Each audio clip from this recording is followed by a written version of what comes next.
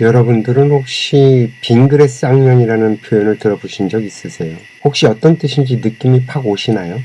얼굴은 웃으면서 속으로 욕을 하는 게 상상이 되셨다면 맞습니다. 바로 그걸 표현하는 겁니다. 저는 이 말을 듣고 정말 빵 터졌지 말입니다. 참 적나라하게 잘도 표현했다고 말이죠. 누군지 몰라도 이런 생각을 해내는 사람들은 상을 줘야 된다는 생각을 했어요. 오늘 이야기는 바로 이 빙그레 쌍년입니다. 어제는 제가 너무 학술적으로 점잖게 얘기를 한 것 같아서 좀 답답했거든요. 저는 확실히 좀 삐딱해야 편합니다. 부정적이든 쌍욕이든 쓰기 나름이라는 생각을 하고 사니까요. 그 사람들이 만들어 놓은 틀이 저는 좀 불편하거든요. 이것도 아마 그 타고난 저마다의 재주와 인생의 숙제와 연관이 있을 거예요. 그러니 누군가 불편하게 느껴지신다면 그 사람은 자기 인생을 열심히 살고 있구나 하고 인정을 하시면 되는 거죠. 오늘따라 혀가 기네요. 본론으로 들어갑시다. 그 빙그레 쌍년이란 표현을 보면서 여러분들은 어떤 생각이 드세요? 저는 바로 사회생활이라는 단어가 떠올랐습니다. 요즘 아이들이 좋아하는 표현으로는 페르소나, 우리말로는 가면을 쓴다 그러죠. 보통 우리들은 사회생활과 내 일상생활을 분리해서 생각하지만 저는 이 둘이 아니고 하나라는 생각을 합니다. 그리고 우리 인간은요, 누구나 가면의 얼굴을 하고 살아가게 되어 있습니다.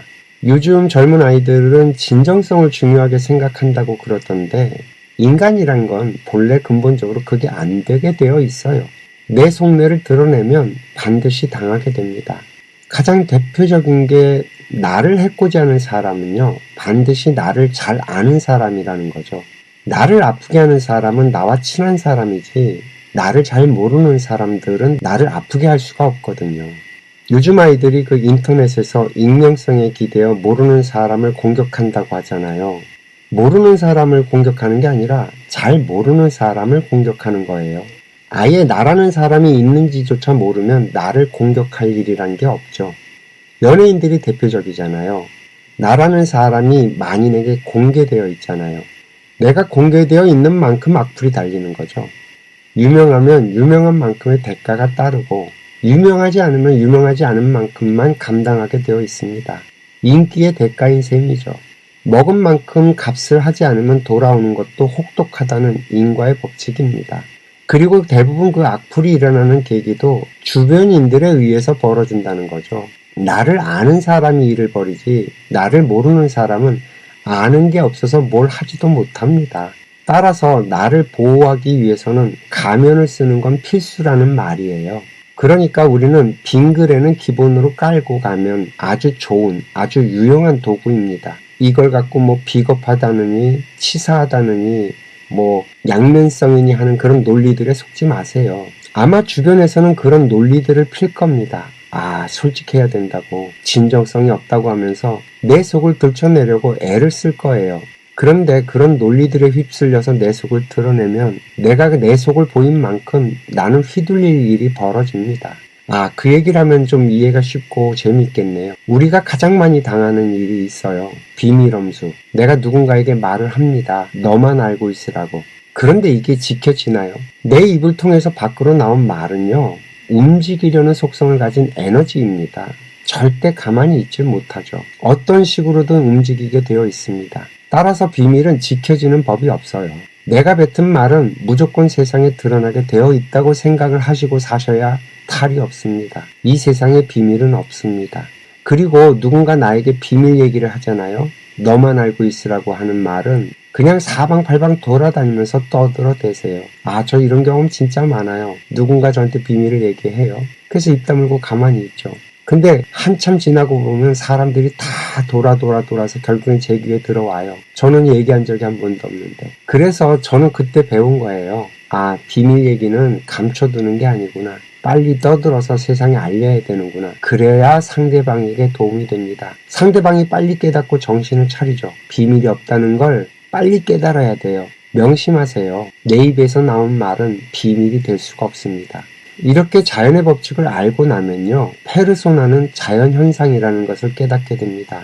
그것을 나쁘다고 할 문제도 아니고 불행하다고 말할 성질의 것도 아니라는 거죠. 우리는 보통 이 가면의 얼굴을 부정적으로 봅니다만 이 가면의 얼굴은 부정도 긍정도 아닌 자연의 법칙일 뿐이라는 거죠. 그럼 왜 우리는 이 가면의 얼굴을 부정적으로 생각하고 말을 하게 됐을까요? 사실 답은 심플합니다. 내 욕심의 발로죠. 내 가면이 답답한 게 아니에요.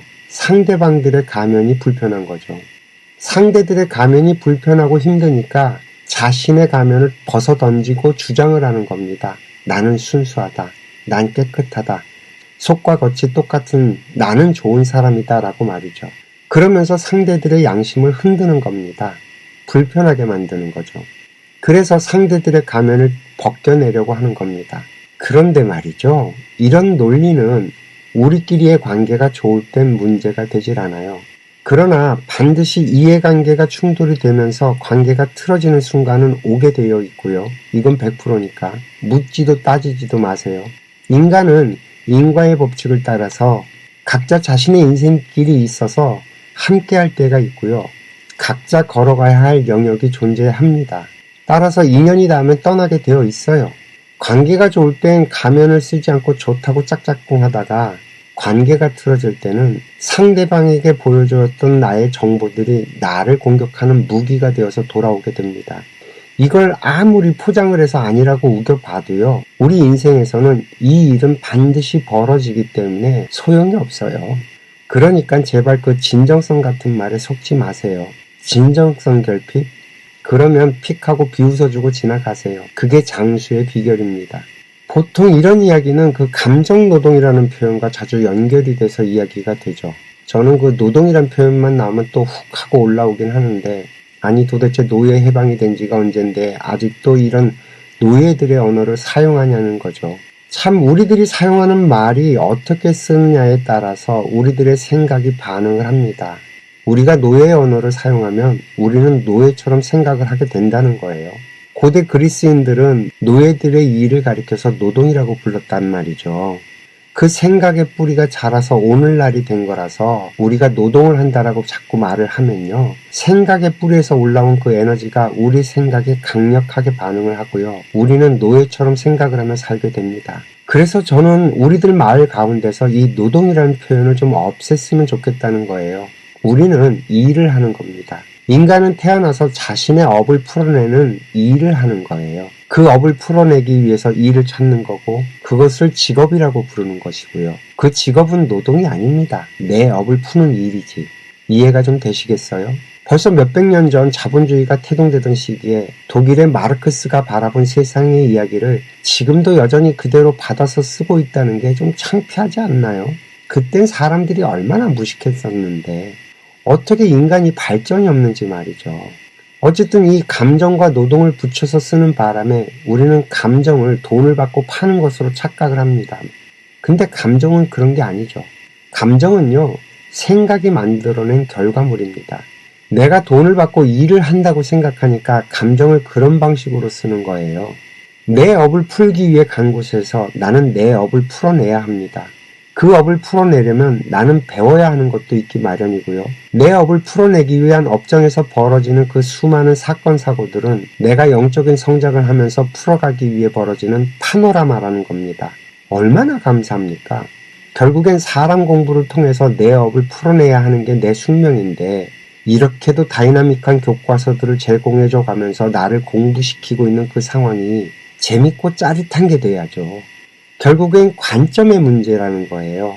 같은 일을 하면서도 내가 하는 일이 겨우 돈이나 받고 나의 시간과 노동과 감정을 파는 일로 전락을 시키는 것도 내 생각이고 같은 일을 하면서도 내 인생의 업을 풀어내는 과정으로 생각하고 재밌게 배우고 풀어가는 일로 바라보는 것도 내 생각인 겁니다. 똑같은 시간을 똑같은 일로 하지만 결과는 전혀 다르게 나오게 되어 있고요. 이게 100일만 지나도 나는 속이 깊어지고요. 생각이 풍성한 사람으로 변합니다. 한 1년 정도 지나면 아마도 책 한 권 쓸 수 있을 만한 자료가 쌓여 있을걸요.